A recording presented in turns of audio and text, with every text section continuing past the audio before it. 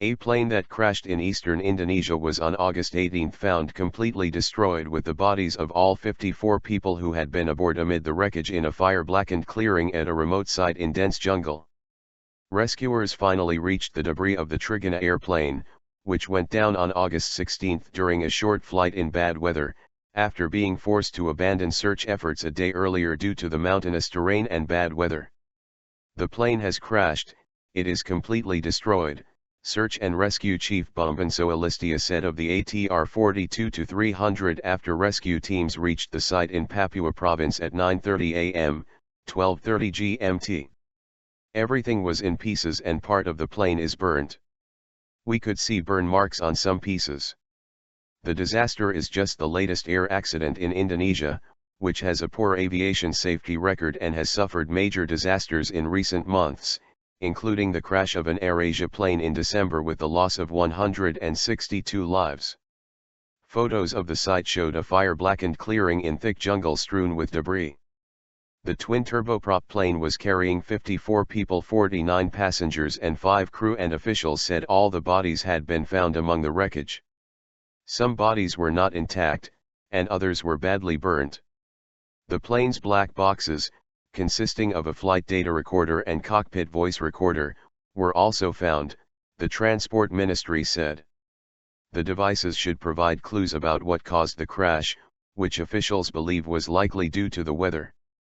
The harsh conditions meant authorities were planning to lift the bodies from the site by helicopter, the Search and Rescue Agency said.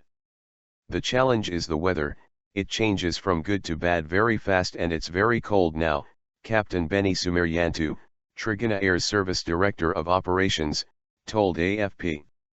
Officials said there was no immediate news on the fate of 6.5 billion rupiah, $470,000, that were being transported by the plane in cash, intended for distribution to poor families as social assistance funds.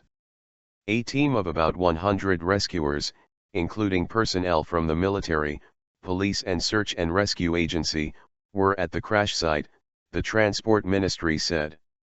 Thick fog and rain had hampered attempts by more than 250 rescuers and 11 aircraft to reach the wreckage on August 17.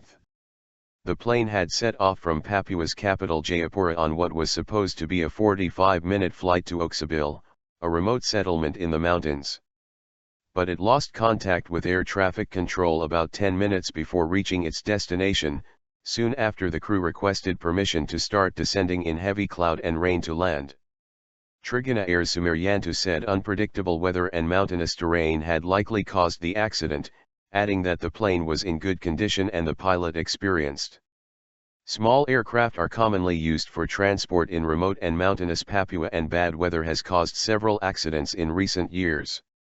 Last week a Cessna propeller plane crashed in Papua's Yahukumo district, killing one person and seriously injuring the 5 others on board.